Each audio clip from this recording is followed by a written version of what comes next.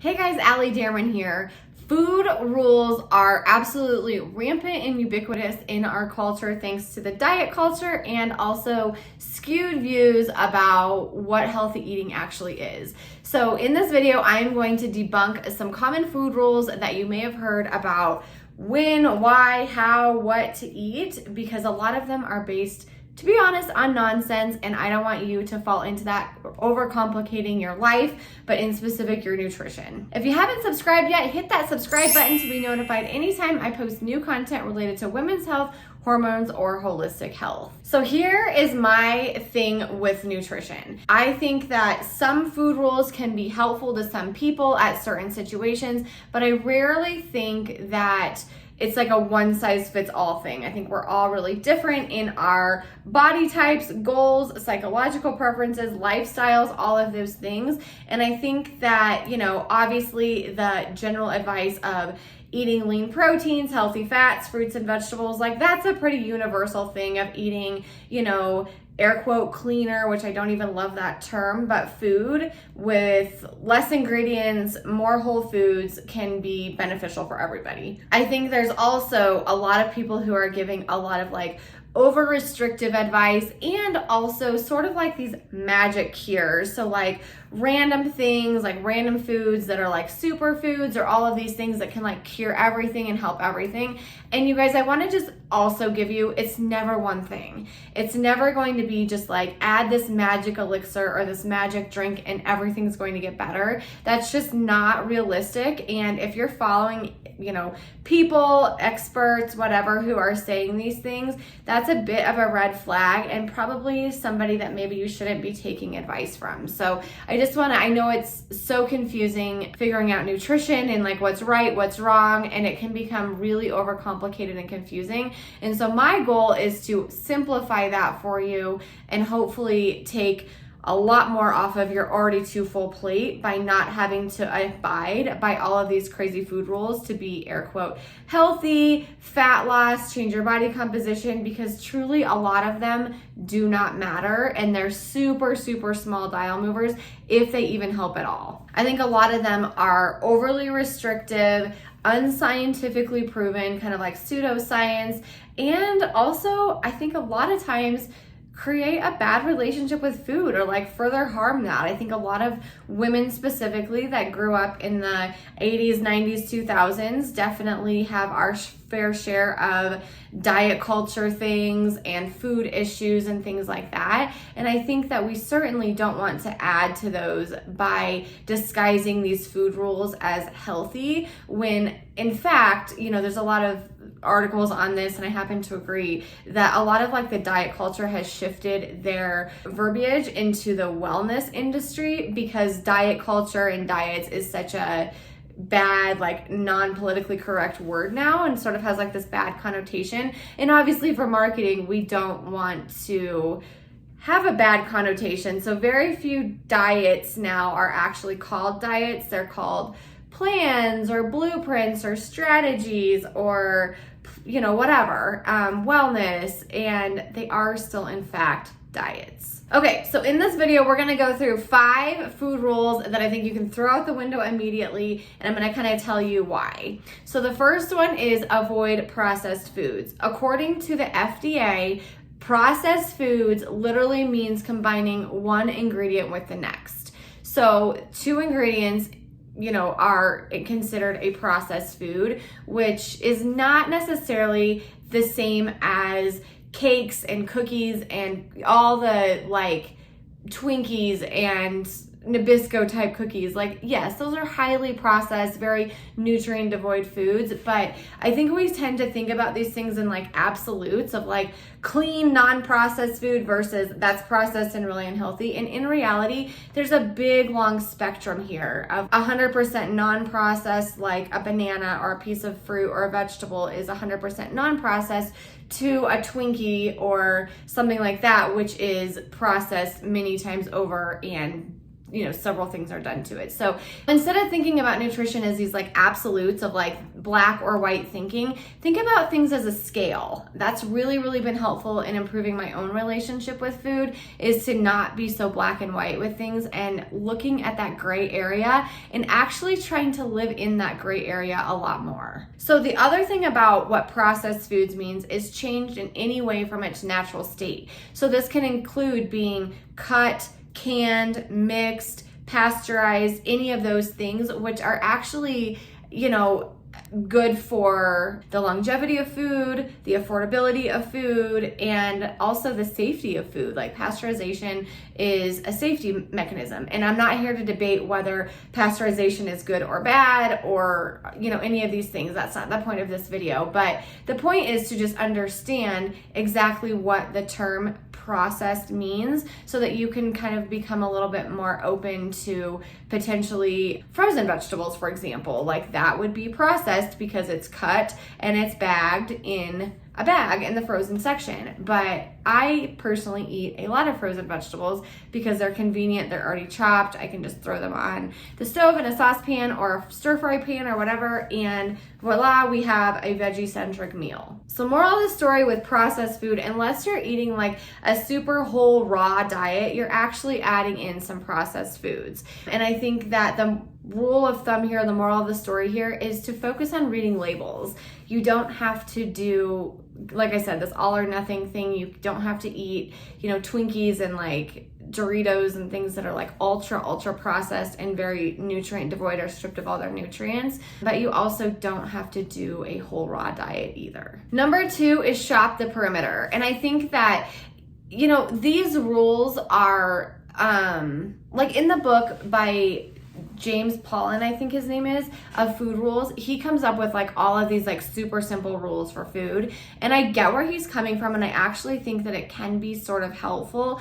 But I think that, again, there's some like nuances here. So the gist of shop the perimeter is that the fruits and vegetables and lean proteins are located on the perimeter of the grocery store, and those are the healthy foods. So shop there, avoid the middle sections, because that's where the processed foods are, the ones that are stripped of nutrients, fiber, all of those things, and are unhealthy for you. But there's obviously nuances here, because that's not actually all the way true. Obviously, adding meats and vegetables and fruits to your cart is great, and that is what we want to do and eat a lot of those things, but it's also sort of giving the connotation that like the more shelf-stable foods in the center aisles of the grocery store are unhealthy. So if you miss the inner aisles of the grocery store, you're gonna miss things like good quality grains, oats. You can miss, again, like shelf-stable like peanut butters and things like that. You can miss honeys, real maple syrups, which also have benefits. You can miss things like apple cider vinegar, though that also has a great benefit to our health. And also, like I mentioned earlier, the frozen section and canned section.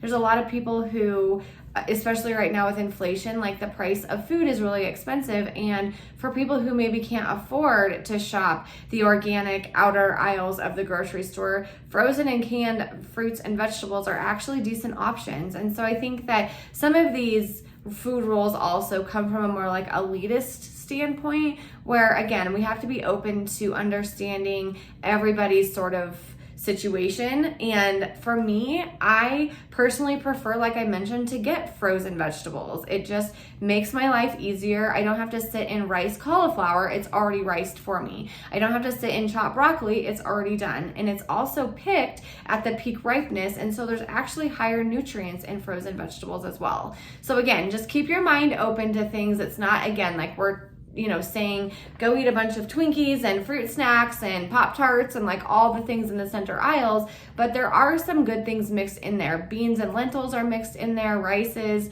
There's definitely some good quality foods that are pretty nutrient dense that are mixed in those center aisles as well. Third food rule I want to kind of debunk today is don't eat after X o'clock. This is a really personal preference too, but the moral of the story is, you guys, our bodies like don't reset on a 24-hour basis. This is over an average of time.